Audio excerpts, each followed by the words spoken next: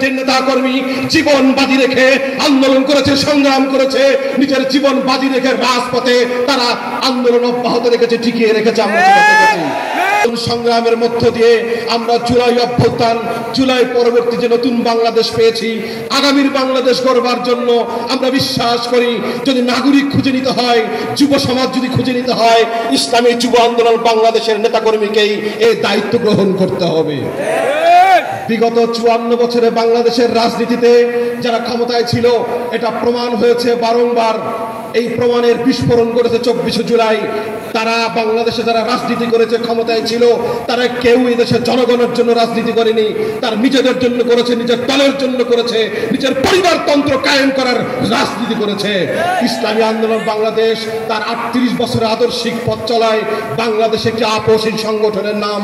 আগামীর বাংলাদেশ গড়বার জন্য ইসলামী আন্দোলন বাংলাদেশের মহতারাম আমির যেভাবে ইসলামী মনা দেশপ্রেমিক নাগরিকদেরকে নিয়ে একটি ঐক্যপ্রকাশী আন্দোলন গড়ে তুলেছে, সারা বাংলাদেশের মানুষ যখন আশা জাগাতে শুরু করেছে, আমরা দেখতে পাচ্ছি সারা বাংলাদেশের মানুষের হৃদয়ে নতুন ভাবে স্বপ্ন দেখা শুরু করেছে।